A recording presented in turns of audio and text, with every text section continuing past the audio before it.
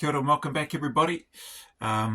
Just got done with some work this morning and put a bit of an update about the channel out there as well. Again, just want to acknowledge and thank everybody. But we're back here for part 2 of my reaction to the 1998 NZSAS election. So let's jump back in.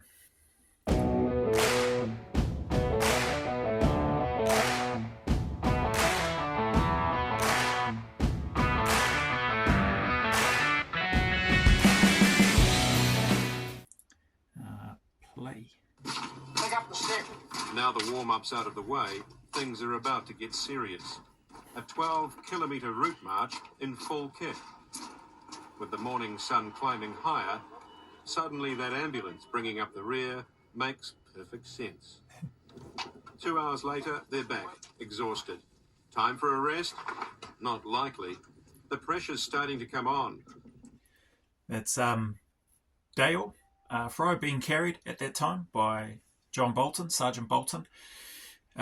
So yeah, those that may remember Dale from the First Among Equals, one of the guys speaking, and I think I mentioned in that reaction at that time, him, Eddie, and a guy named Fish. I didn't know Fish, but they were getting out of the unit at this time. Or Fish for my Aussie brothers and sisters over there.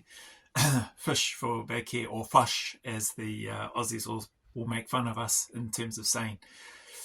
Couple of things that just stick out. Like they showed some of the push-ups and stuff happening in the fancy PT kit. I don't think I mentioned this in the reaction the other day, but so it doesn't show the 2.4. There's quite a bit of stuff that doesn't get shown in this documentary, and I think I mentioned it's only about a 16-minute or maybe 17-minute in total documentary.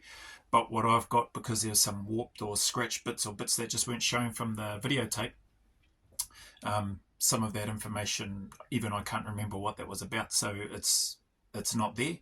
So this video is about 14.5 minutes, looking at the timeline down there. So just to give you some information or context. You don't see everything in terms of what happens on day one.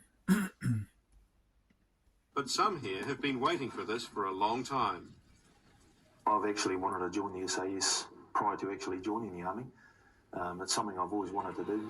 Andrew Petty grew up with the Army. His father was an SAS soldier. There's no doubt in my... I didn't know that about Captain Petty, that his father was an operator in the unit. But what I can say, what stands out, is that it's not uncommon at all for people before they even get to the Army to want to serve in a Special Forces unit. That's definitely fairly common in my experience from what I've seen. There have been, in my experience, there have been a few anomalies that have sort of popped up. I did a interview with a Chris Kumaro a while ago. He's a former NZSAS operator, really awesome man. And he didn't know anything about it. He said, I think from memory from the interview, he spoke about one day he just seen some guys in these navy blue coloured overalls with beards, with long hair. And he's like, oh, who are those fellas? And then some of the guys in his battalion, I think it was battalion, told him. And he's like, what's that? And then he learnt more and he's like, oh yeah, that sounds pretty good. And so he went and did that. So that does happen. But from what I've seen anyway, at least in my experience, it's been more sort of common for people that have had a desire to want to join the unit before they've even stepped into the Army. It's going to be hard, not only physically but mentally as well. So I've prepared for the worst, basically. Petty's through this time, but others aren't so lucky. I was just reminded as well, I remember Petty was a big unit, like solid man. Not that, probably maybe similar height to me, maybe he might have been slightly taller than me, but yeah, he was as Lee Hazard would say, he was a big beef castle. So solid boy, but man, he could move his weight well. Blitzed the 2.4, did the swim test, did the I don't know if we called it a BET, a battle efficiency test, or can't remember the exact name for it then, but the 12-kilometre route march with the pack and everything, up and down the ropes, did what he needed to do, body weight exercises, swim test, etc. So it can be done. Bigger boys can get through that stuff, but it is hard. It is difficult. And spoiler alert, Captain Petty doesn't get through this time, but he may have gone back. He may have done it again. Was brutal. Failure means instant dismissal from the course. Just 4 hours into day one, and 5 soldiers have their marching orders. I always, even though I was young, I always struggled to understand how anybody could rock up on a selection course and fail day one, like either quit day one or fail one of the mandatory tests, the run, the push-ups, the sit-ups, the swim test, the pack march. Like, yeah, I couldn't understand that. I still don't understand that, how that happens. Maybe it's a dump of adrenaline or not enough adrenaline or whatever. But you have a pretty good idea, at least for NZ and Australia, what you're going to be in for day one. And even, pretty much a lot of other aspects of the selection. Now, they do tweak things and adjust them from time to time, which is great. So they should. But there's a fairly consistent rhythm, I suppose, to the selection. And day one is all the standard military tests that you would get, but condensed into a shorter period of time and done back to back to back. So you have to, and then they'll have their own one with the hares and hounds. That's not a standard military test. That's a one for the unit. They'll have their own tests, and the unit will have their own standards, which is above what the General Army need to complete in order to qualify and pass their required fitness level, or RFL it was called then, to be into the Army or to be in the Army. You can't have a soft training approach and expect to perform well when push comes to shove. That's what I 100% agree with that statement from Matterford here. And I'll just try to briefly talk on this. I'm going to do a separate video on it anyway and just put up a verbal description of a generic type of plan that you might want to utilise, at least for New Zealand and Australia, to do the SAS selection. Nothing to do with the UK SF, just want to reiterate that again, because I haven't done it. But you do want to have a solid training plan. So if I briefly went through a progressive building phase, might be 8 to 12 weeks. Then you want to have the big meat of the work where the heavy work happens and the magic happens. That might be anywhere from 3 to 5 months plus, depending on your lead time going in and or depending on your ability or lack thereof. So same for the building phase and the heavy work phase. And then you want to have a taper. So again, depending on how you feel and what you need, but you want to have a taper which just combines some maintenance of the requirements that you need to do, making sure that you can hit all those targets comfortably. And you definitely want to have some rest, and you definitely want to scoff some food and put on some hinu or some fat on your body, like I was able to do. I've never really had an issue with being able to put weight on, unlike some other people that just sort of peak at like 80 kilos, 85 kilos. Man, if I wanted to, I could balloon right up, and not in a good way.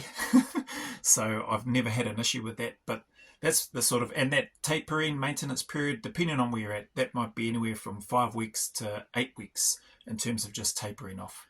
Okay, so depending on how you feel, you can tweak and adjust all of that sort of stuff, but there needs to be some heavy work done for a sustained and consistent period of time, in my humble opinion, for what it's worth, before you step on the start line. So I'll do a breakdown of that and give a bit more detail of what that means and maybe some comparisons around other programs that have been done, and what I would suggest and tweaks that I would make. So anyway, let's jump back in here. Awesome comment, Mr. Matterford. it is. More sweat on the training ground, less blood on the battlefield. For those who make it into the SAS, the training... Hang on, what did he say? So it is. More sweat on the training ground, less blood on the battlefield. More sweat on the training ground, less blood on the battlefield. Yeah. I mean, hey, good, strong statement. Whatever you need to get you through, at the end of the day. But you definitely need, I agree with his first part about the needing a hard program. You need to put in the yards, you need to put in the kilometres in order to, give yourself the best chance to stack as many chips and as many odds in your favour. For those who make it into the SAS, the training never stops. Every day, week in, week out, The SAS Green Roll, specialists in long-range reconnaissance, practice sniper duty or infiltration. You know what? Just sitting there, I'm standing here reminiscing, but looking at that, I think I mentioned in one of the reactions on the First Among Equals, just how much I loved the bush phase, the patrol procedures and that aspect of soldiering. I loved it all, like especially within the unit, especially on cycle, especially once I got into the unit. Loved all the aspects to do with what I felt or believed was actual soldiering. And just seeing them there, I was just reminded and thinking how much I love the silence too. And there's probably a big part of why I will just switch off and can quite comfortably, if I'm not happy with my wife, giving a little bit more, probably more than what I need to right now, but I'll just be quiet. And I can stay quiet and just not talk to her for weeks. Not great, not ideal. That's not my relationship counselling advice to anybody. It popped into my head then, and I just thinking about, man, how I just love sitting there silently, do hand signals, minimal talking. There's some whispering if you really, really need to, but otherwise, you sit in silence and you do your job, and I love that aspect of it. And maybe that's partly why I adopt that at times if I get a bit hoo-ha. And then I come around and then we talk and get through it. But I actually quite enjoy that time. Because when that happens and we're not talking, I'll get a lot done. I think she gets a lot done too. And then, then we come back together and then talk about things and get through it and nut it out and then crack on. But then I find I don't really get through as much. Anyway, I digress. Get back on here. While the top secret Black Roll study the fine art of counter-terrorism. Sorry, pausing. This video was used during our CQB. I remember watching this just in awe on cycle, seeing this and seeing the instructors and NZ, our sergeants and that, when they'd play it. And then I don't remember them doing much commentary about it. I think they just put it on and we just watched it. And I don't know how the other guys felt, but I just sat there thinking, that's what this job is all about. These guys here are doing what I want to do, are doing what I felt we want to do, to help others, which is exactly what they did in the Iranian embassy siege. And it still hits me now seeing the footage, the old black and white footage, and our footage that we had was pretty much like this. I think there's some better quality footage these days. But I remember the feelings that just washed over me while we were sitting in the room and watching this thing play out. Recent reports suggest the SAS is doing more than just preparing for action. Another test of endurance, another run in full battle kit. This time 9 kilometres, much of it uphill. 9, that'll be the hares and hounds that we looked at. I thought it might have been, I thought it might have heard that it was about 12, but yeah, ours was 7 or 8 or something like that. But 9 kilometres there. You don't know where the end is. I don't recall them telling us a distance that we would be needing to complete. Basically, the hare went off and then we got told to try to catch the hare and not get passed by the sweepers and to just keep going. And we all left together. So I noticed that was different on the First Among Equals as well. It looked like they had bands on, which indicated, I guess, who was where in terms of their progression so far at that early stage on day one, because this is all still day one. And then they left. They staggered the start or whatever. We just left in one big blob, and we spread out and thinned out as we went, depending on our training or how much we might have been holding in reserve or how good we were feeling. Of course, after 12 hours of this, exhausted bodies are screaming for food. But just 1 cup of soup, that's all they'll get today. Brings back some funny memories. Like, food was scarce, man. Once testing started after the pre-selection, I can't even remember what food was really like on pre-selection, but I know I didn't feel anything like I felt on when the testing started. So I'd already heard the stories, and true to form, it played out once I got there. Like, breakfast on day one was a teaspoon of baked beans. So if you were lucky, Bill Bestick's spoken about this as well. If you were lucky, you might have got like 3 or 4 baked beans on your little teaspoon. I recall getting an egg, so teaspoon of baked beans. I got an egg, I got a slice of bread, and there was not a full sausage, like a little small, probably like just a little small piece of meat or sausage or whatever. And on your large dinner plate, the reality really set in for me. I was like, man, I had a couple of thoughts go through my head. One, I was like, this is stuff all. I'm going to be starving. Like, I wasn't hungry at that time of the morning, but I knew I needed to have something. And so I ate it because I knew I wasn't going to get anything else. And so that was the first thing, like the thinking that this is bugger all. Second, obviously, how hungry I got when you're burning that many calories, when you're covering that much distance or kilometers, and you're trying to work to meet the requirements and standard. And then I think you mentioned that was dinner, the cup of soup. And I remember, at least on mine, there was some bits and pieces of scraps in there, but I remember when I put my Cup's canteen, or when the ladle was there, and I'm pretty sure it was one of the staff on mine, scooped out a thing. It was just like hot water with, obviously had some flavouring in it, and there was a few peas and corn in my Cup's canteen that ended up making its way into my Cup's canteen. So that just made me smile when I seen him putting his fingers in there and just trying to get whatever it was, because that is what it was. That was your dinner. So there was no lunch. Your breakfast was your breakfast, what I just described. No lunch. And then your dinner was the cup of soup, which it's not a hearty soup when people think of soup. It was mostly water.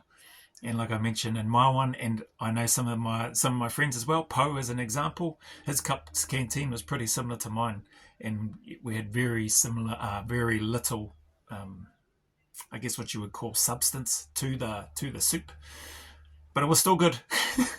we still hammered it. Oh, yeah. Ready for a good night's sleep? Not likely. It's 10:30 p.m. Time for the Morse code test. Explain.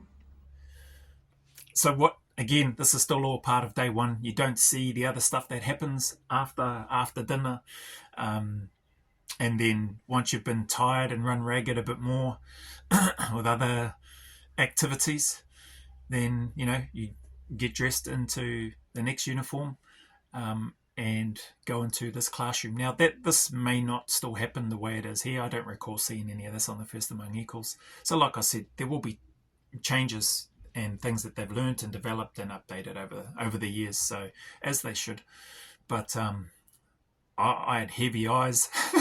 A lot of us had heavy eyes in here. I don't think we got to bed till well after midnight for our cohort. It may have been earlier, but I don't recall going to bed until well after midnight. Actually, we might have got released from here before midnight, but then the deservicing, your wet togs and equipment that you had, or wet gear that you had for the swim test, I should say, your clothing that you want to get washed and refreshed, limited dryers, old cruddy barracks, trying to work with your team members or the other candidate members to get your gear washed, dried, so you can be ready.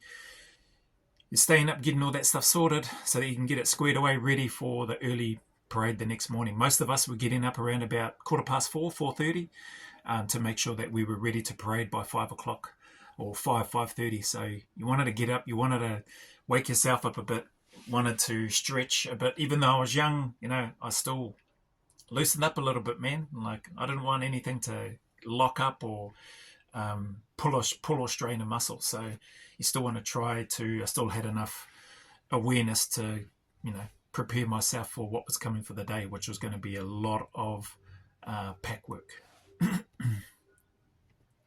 And then what seems just a brief pause before the dawn chorus. Got 30 seconds to get on the truck. Hurry up! I think that was me closest to this end, standing there facing that way. But there's the need to move as quick as you could to get onto the vehicles or to do anything. Was really a bit of surprising to me at still how slow we actually moved, if that makes sense. So we knew that we needed to move with a sense of urgency, but it still felt like and seemed like we were moving slow. And that may have been because I might have still been in a daze from day one, and then still in a daze from the consecutive days following along. But I do remember we got yelled at a few times, which isn't really that normal for badged operators to give you the hurry up in that way. But it did happen, at least directly to me, a couple of times, and I think to us collectively in NZ and in Australia, for me personally. So yeah, it does happen. It's not all silence, but if it does happen to you personally, like it did to me, I definitely try to not let that become a reoccurring event. Day 2, and we're heading for the hills.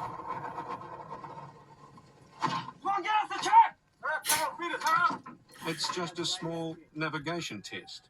Now, I don't know if those are badged members that just yelled that out, but it could have been. But yeah, I know I was yelled at a couple of times, not for long, extended periods of time, but given the you know what for and to hurry up.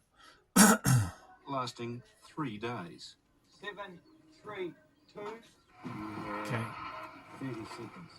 So just to paint a picture, so the 3-day NavX for us at that time, day 1 was all the physical stuff which I spoke about. Day 2, day 3, day 4. So the 3-day NavX is the navigation portion of the selection course. From memory, and I could be wrong, but this is what I recall, and this is what I also was told before I went on selection, because we weren't given timings. We weren't given rough timings of what's a good time. We didn't know what was a bad time. All we knew was the checkpoint and where we needed to go, where we were and where we needed to go, and what our bearing was, and report that to the staff. They might throw some questions in there to challenge you, just to test you. To, are you really sure? Are you sure that's where you need to go? Maybe make you doubt yourself and your ability to work out and plot your bearing. But outside of that, that was pretty much it. So what I believe happened, for me anyway, because I did leave sort of in the middle, we left surname, alphabetical order, and I was told that this is what would happen as well, and this was an opportunity to sort of gauge how you might be going on the navigation, on the open country navigation phase. So when I left in the middle, and it was only like a small gap between the starts, I think it might have only been 2 minutes. I don't think it would have been anything more than 2 to 3 minutes apart. So then you take off one at a time from the first checkpoint. And for me, like, I knew my bearing, I knew that I was reasonably fit with a pack on and could carry the weight, so I just tried to chase as many people as I could. I literally would see an orange marker panel bouncing in front of me out in the distance, and I would just say, yep, it's on my bearing, cool, I'm running to try to chase that guy. So I would try to shuffle or run as well as I could on the flats and the downhills, being careful of the cow pat in there and any potholes that might be in the long grass or in the soft paddocks, and then just try to keep stomping on the way, walking uphill, and not stop. I wasn't very good at map to ground. I think I've mentioned that before. So a lot of my navigation on selection, which is still fine, was largely on my bearing. Take my bearing, yep, that's it, and up, down, and guys that were much better, skilled, experienced, obviously, they could map to ground. Yeah, I need to get there. Okay, and instead of up, down, they could, traverse around. It might look a little bit longer on paper, but ultimately they got there sometimes, not all the time, sometimes quicker, and or the benefit trade-off was they saved a heck of a lot of energy so that they could move quicker in other parts of the course.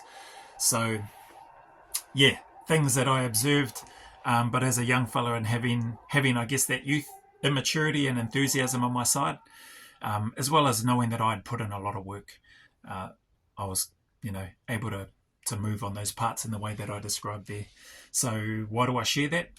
The alphabetical order piece, if you then, so what I had been told and what I think is true, because this is what started to happen to me, after day 1, like I finished 3rd, we still would have had more than 20 yeah, from memory, we still would have had more than 20 at this stage of day 1 of the open country navigation, and probably day 2 and day 3 as well, to be fair. Oh,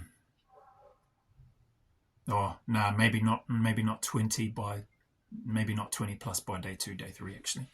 And so anyway, I finished third. I remember finishing third on day 1. Got in there was a couple other guys. I didn't know that it was a checkpoint. I thought they were just sitting there. I thought they'd been told off or something like that. Then I got told to go sit with them as well. I was like, oh, okay. After I checked in, I was like, oh, this must be it. We were sort of whispering away. Is this it? Yeah. And on that day, obviously, Bolton left before me, the B and H for me in terms of Hawtai. And I remember passing him on day 1. And this is what I want to share about John Bolton and why I touched on it in the first reaction. I remember, and maybe if I catch up with him, or maybe if he sees this, he might jump on the comments and go, "Eh, full of rubbish, not even." But I remember passing him on day 1 of the open country navigation and getting to the checkpoint before him, getting to the final checkpoint before him. Whoop-de-doo, big deal. That's thing. But I knew then at that stage, because it was the last checkpoint I'd got in there, I was like, okay, I must be doing good for time. So for me, it was just a personal morale boost. Like, okay, I think I'm doing all right for time now. Didn't mean that I was prepared to slacken off, but it meant that I was waiting to see where I would leave on day 2. So day 2, I didn't leave in the middle. I left further towards the back. So the kōrero that had gotten around at least battalion before I went on my selection anyway, was that day 1 open country nav, you'll know if you're doing well, because if you finish near the front, you'll start to leave near the back. Or you'll get released near the back. Like they'll do the order, and then you'll be further at the back, and then you'll leave. So day 2, when I left towards the back, I don't recall ever leaving last, but I know I was, once everybody else had gone on day 2, or the large majority, there was like only 2, maybe 3 others that were still there, plus me. And I remember leaving with the last sort of 2 or 3 people, or 4 or 5 people, before carrying on. So that was a good feeling. Did it guarantee anything? No. I just applied the same mindset. See an orange marker panel off in the distance, and I just tried to run that person down. Double check that it was on my bearing as well. Yep, they're heading the same direction as me, so that's good. And then ran them down. Actually, now that I remember it, we had a guy on our pre-selection far out. They do a navigation little testing time trial piece on the pre-selection.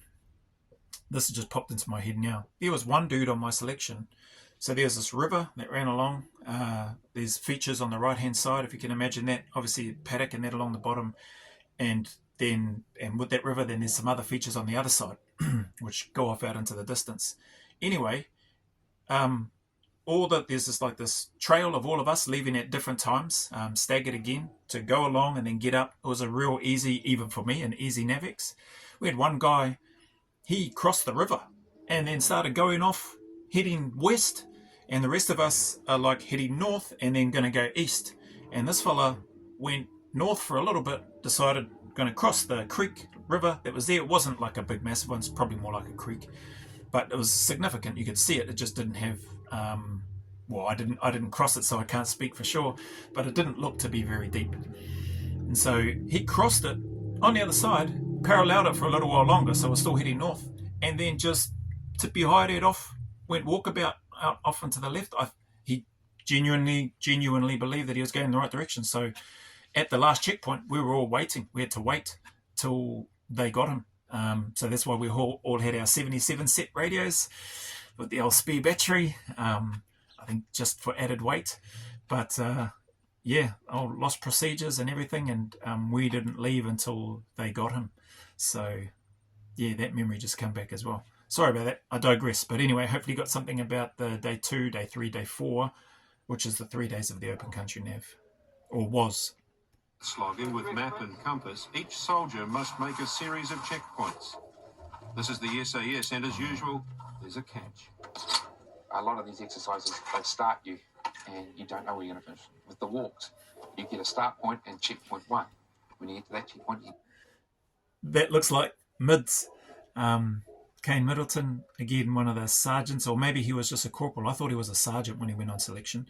I thought mids, Bolton. I even thought Higgy was a sergeant as well. So I think those three are sergeants on the selection. But yeah, I think that's Middleton there. Could be wrong, but it looks like him as I rewatched the video. And I've just looked at the time and it's on 30 minutes now, so I'm going to stop this one here and just do a bit of a wrap up. I thought they were going to talk about the catch. Yeah, what this officer Matterford is speaking about, the voiceover. That's not Matterford in that screenshot there. Yeah, there was no number of checkpoints to complete. Same in Oz. You didn't get given a number of checkpoints to complete. You just got given where you were and the location where you had to work out where you were, I should say. Then you got given the location of where you needed to get to, and then it was up to you to get there. And then it was just the same. Next checkpoint, next checkpoint, next checkpoint. You weren't told if you were doing good. You didn't know. You just tried to move as well as you could for as long as you can to get the kilometres, to get the distances that you need to get to. That patch of ground looks pretty rubbish where he is. I do remember some swampier, soft parts there, so he looks like he's trying to break track out of that because, yeah, there were some parts in there that, at least for me on day 2 and day 3, that got quite boggy, and when you step into it, your foot just sort of sunk, and then you're carrying that extra weight and with your pack on, and then you start getting off balance. It's bloody, yeah, it was rubbish. So looks like he's trying to detour now, break track. The other last part that I'll mention here before I wrap up is the fences, the fence lines. So you saw Bolton, after he got his instructions, put his pack over. I think I've touched on this in the other one. Then climb over, then he'll put his pack on and head off. That was another annoying part of the selection. So when I came into one of the checkpoints, I forget which day it was, I was bailed up by the training warrant officer, and he said, "Did you climb any fences with your pack on?" And I knew to just tell the truth. I just said, "Yep, I have. Yes, I did, staff." And he gave me a disgusted look. Wasn't very happy. Told me to get over there and sit with the others, and so I did. And that was the moment. I think I've spoken about this. That was the moment when I thought I was gone, but thankfully I wasn't. We did get a blowing up after, and we did get some push-ups and some penalties for that. And at that time as well, the penalties and push-ups that you got, if you were out on a task and you had your pack on, they were typically you were expected to do them with your pack on, which was made it more challenging to say the least. But still good memories, man. Still good times. So anyway, hoi anō. That aside, appreciate you sticking around, man. Like I said, I put out an update video earlier this morning. Man, just very, very grateful. Appreciate anybody that spent any time on this channel listening to me ramble on and talk about stuff from my selection, reliving some good memories, some not so good memories, trying to share some insights in terms of some lessons learned, or just the off tangent, off track, nothing to do with the video that I'm reacting to, memories that have been triggered by seeing something. Man, if you've stuck around through that, I really, really appreciate it. And I take no offense if you decide to not stick around. But, hey, this is me still trying to learn, trying to communicate better, trying to figure out how I can deliver some information which might be helpful in some small way, and just want to acknowledge anybody or everybody that's spent some time here, given of your time. So thank you very much. Keep turning up. Any challenges, difficulties, struggles, as always, that you may be going through, keep turning up. Stay in the fight, please. Better days are coming. Better days are ahead. Whenever that happens, I don't know. Sorry, I can't give you an exact answer.